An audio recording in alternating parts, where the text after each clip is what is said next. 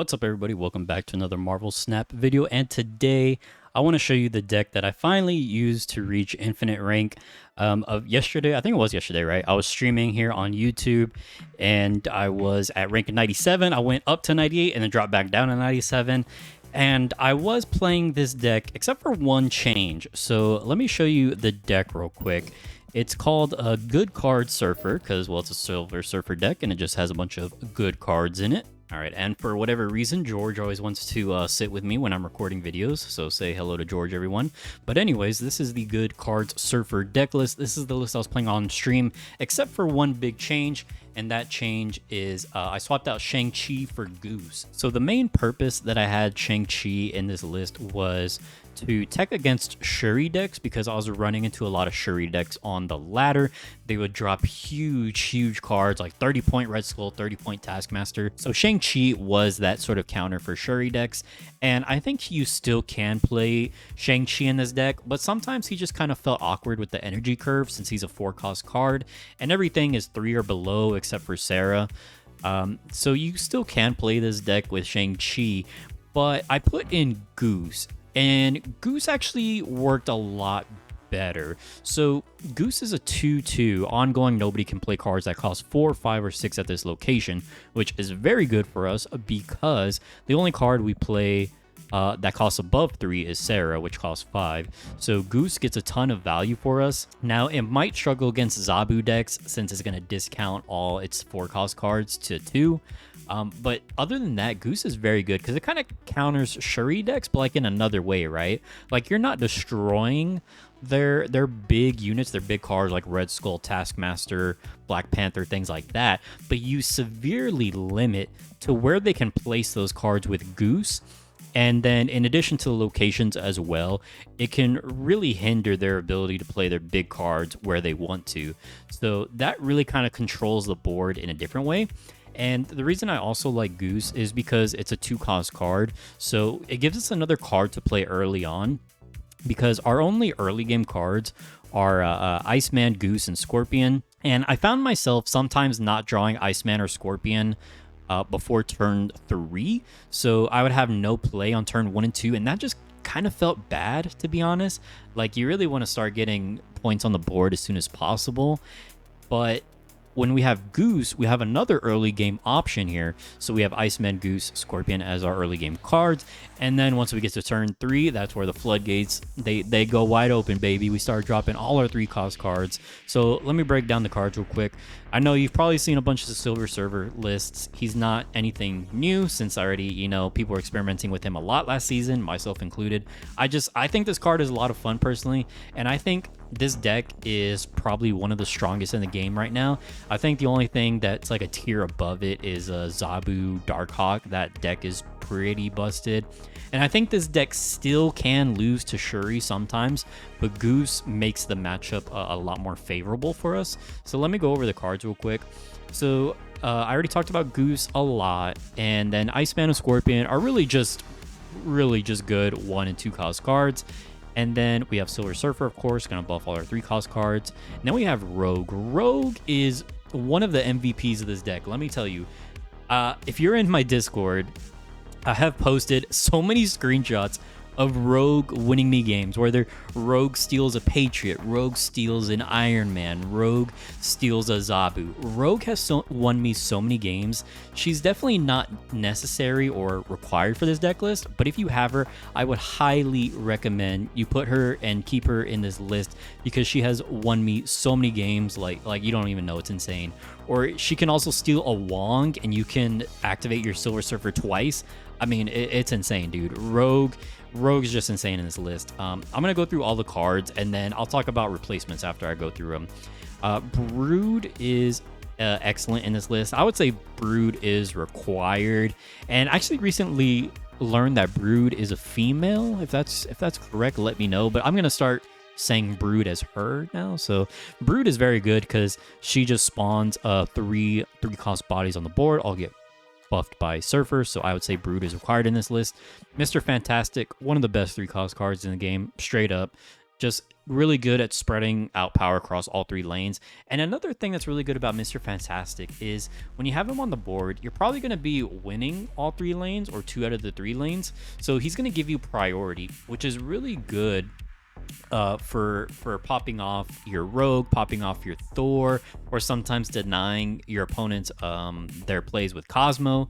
So having priority is very good with this deck. Then we have Cosmo, another card that's probably the best like tech card in the game, to be honest. Like Cosmo just counters so many things. We don't run a lot of on reveal cards in this deck.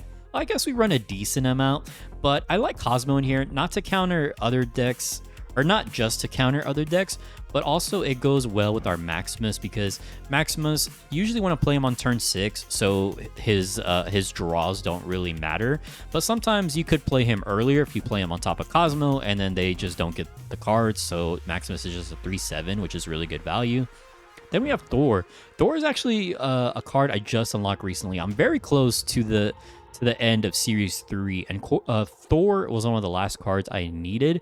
Now, Thor definitely can be replaceable in this list, but I really like Thor. I really like him in this list. He's a 3/4, so if we go to the 3-cost cards, they're all kind of lower power, to be honest with you. Like a lot of these 3-cost cards are like 3 or lower.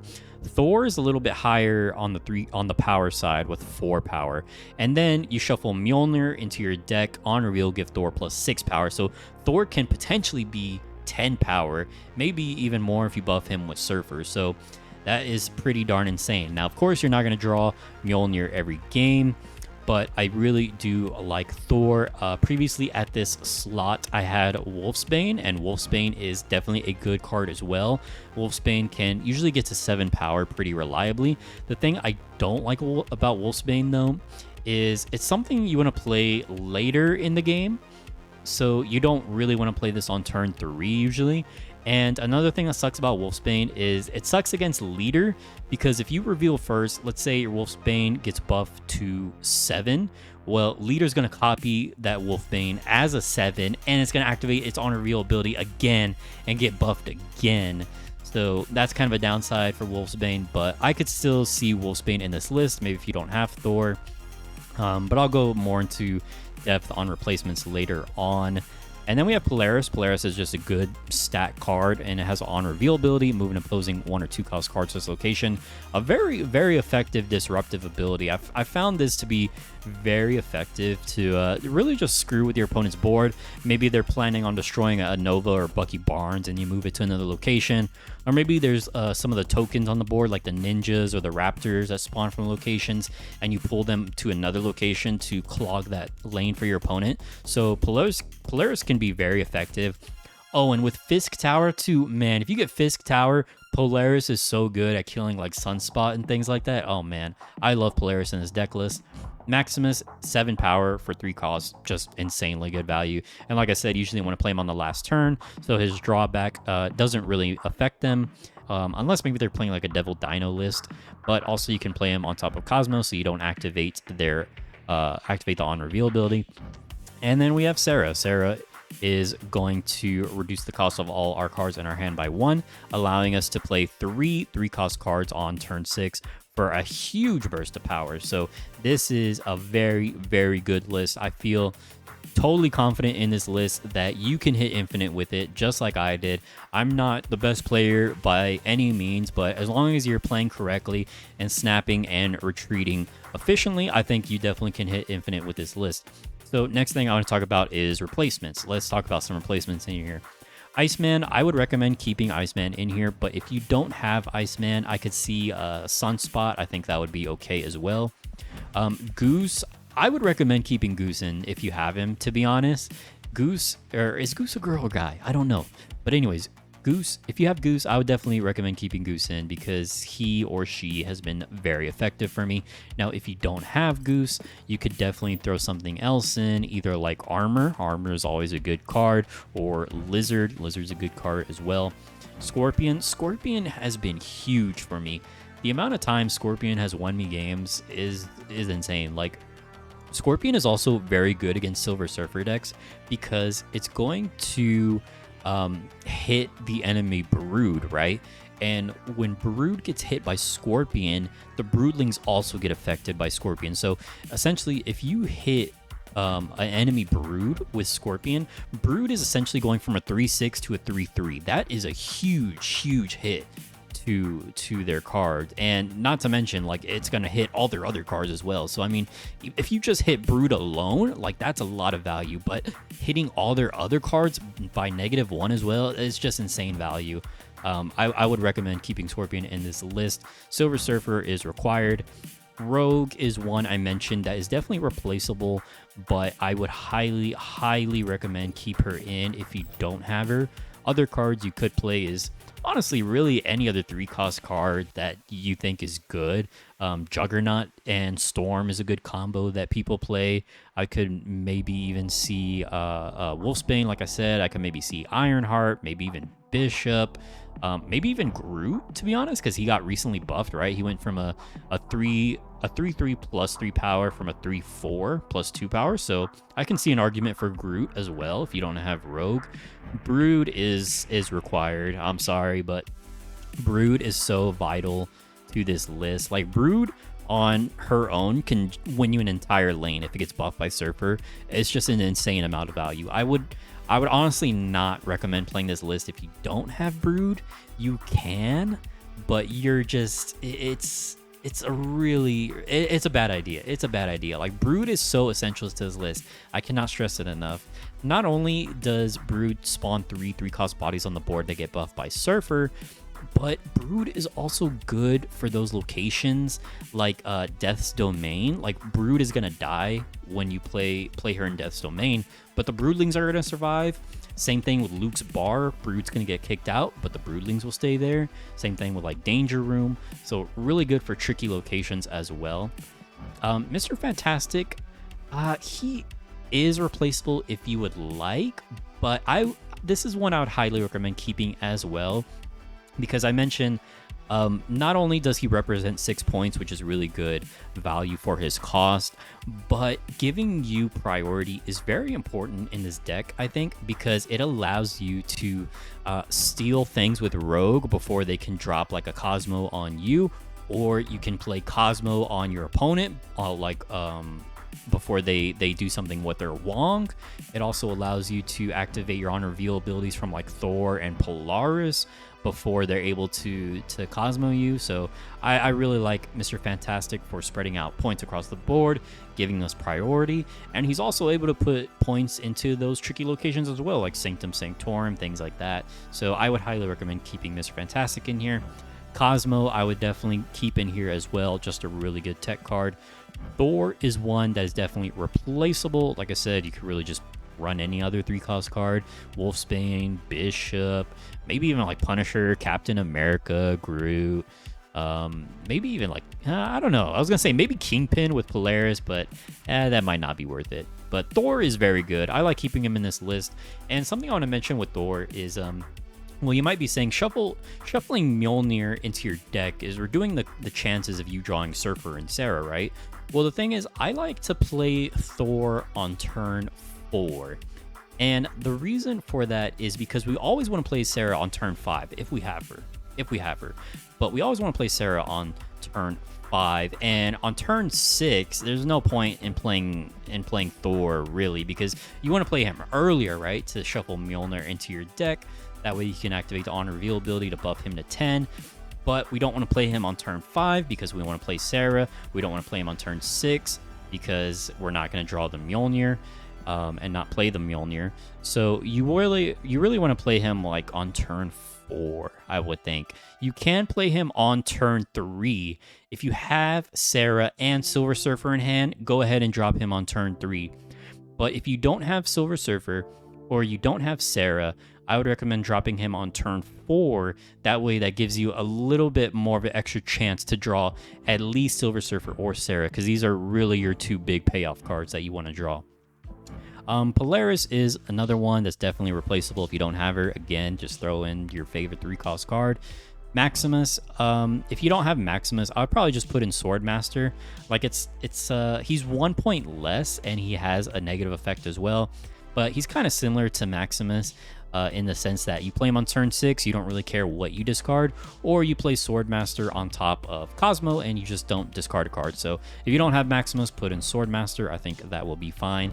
And Sera is not replaceable. Unfortunately, she really just brings this deck together to give us a really explosive turn 6 by allowing us to play three cost cards on turn 6. Okay, so now we went over the replacements. Now I want to talk about snapping and retreating. So the thing is, I mentioned before, Sera and Silver Surfer are your two big cards that you're looking to draw. If you have both of them, you probably should snap, because you're looking very good. Like, you're in a really good spot if you have Sera and Surfer in hand. If you have one of those by turn 6, maybe snap. It depends on the situation, right? If you draw neither of those by turn 6, then you might want to retreat, because you're really limited on what you can do on turn 6. And then if you're playing against Shuri decks, you really want to drop Goose, where you think they might want to play their big units, and if you think you can counter them with your Goose, go ahead and snap. If not, get out of there, dude. Get out of there, because Shuri decks are dangerous. And then if you're gonna counter something, like let's say you think you're about to counter like Galactus, right, with Cosmo, you want to snap before you counter them, not after, because they're just gonna retreat. Like, you counter their Galactus, you snap, they're gonna retreat, you're gonna win 1 cube. But if you snap, then play Cosmo, then counter them, you're gonna get 2 cubes instead of 1. Same logic applies to Rogue. Let's say you steal like an Iron Man, snap before you reveal the Rogue, because they're gonna think they're safe, but nope, little do they know you got a Rogue coming. So if you snap before you drop your Rogue, you're gonna get 2 cubes. Or 4 cubes, whatever it is, instead of just 1 or 2 cubes. So yeah, snap before you drop your big counter cards.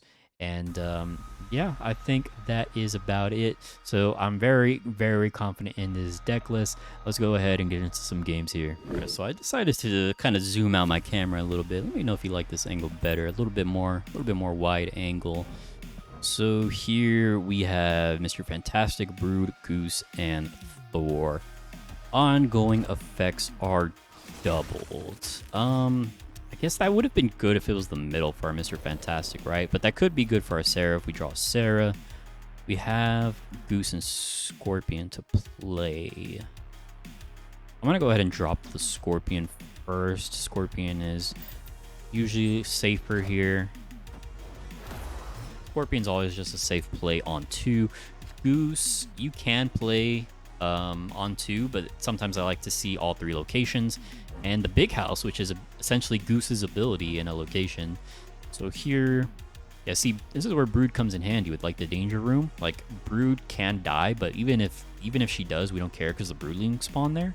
But I think I'm actually gonna play Goose on the left. That way it really limits to where they can play their cards. Okay, now Zabu makes our Goose a little worse. Zabu does make our Goose a little bit worse. Oh, wow. So the Iceman hitting our Thor actually really sucks. So I might not even play Thor, to be honest. I might not even play Thor here. Maybe I just play Mr. Fantastic in the middle. That is kind of risky, though, with the danger room. Could just drop Brood. That's probably the safest play right now, is just Brood in the middle. And I'm not going to snap yet because we don't have Sera. Now, if I do draw Sera next turn, I might snap. Although Zabu is definitely pretty scary to play against. So he's dropping a Daredevil and a Jessica Jones. Okay, we top deck the Sera, which is huge. Huge, but oh man. Okay, so I actually just made a huge mistake. And I played Goose on Onslaught Citadel. I don't know why I did that. I was not thinking ahead. But let's go ahead and play our Sera in the middle, and let's hope she doesn't die, right? Yeah, I just made a huge mistake there. So that was me not paying attention. Don't do that. Don't do that. That was a huge mistake on my part. All right, so let's see what this guy is playing here. Absorbing Man onto a Jessica Jones. That's interesting. That is Interesting. Enchantress is on Zabu. The Sunspot lives. Does the Sera live? Does the Sera live? The Sera lives. Okay. Okay, we made a dumb mistake, but we might be able to salvage it here. We might be able to salvage it here. So it's looking like Mr. Fantastic on the left because of Onslaught Citadel. Okay, so we win. So what we would have done if they didn't retreat was Mr. Fantastic in the left, Maximus on the right, and then Surfer on the right. Actually, maybe just Maximus on the left because Absorbing Man, we wouldn't be able to beat Absorbing Man here. So Maximus on the left, Surfer on the right. And even though I made a huge mistake, we still won. So yeah, there you go. All right, so next up we got Mojo World, which is actually really good for our Brood. I'm going to go ahead and I'm going to play Scorpion in the middle. Probably going to play Brood in the Mojo World. Morbius. So we're going up against a discard deck. Could be worth hitting with Rogue if we draw Rogue. Now here we got Goose. Goose is not bad, not bad. Let's go ahead. Yeah, I think I'll play Goose in the middle. Play our sweet cat in the middle. Swordmaster onto Jubilee. So it's probably one of those like high rolly decks. I think for now let's do Brood on the left. Blade's gonna discard Captain Marvel. Okay, so we are taking priority now. Actually, you know what? Maximus drawing cards against discard might be good, but I don't know. I don't know, actually. We haven't drawn Sera or Surfer, which kind of sucks for us. I think we do Mr. Fantastic for now, and then last turn is probably pull Morbius over here with the Polaris. Give me Surfer. Oh, this is bad. Oh, this is bad. Can I get a oh snap? This is very bad.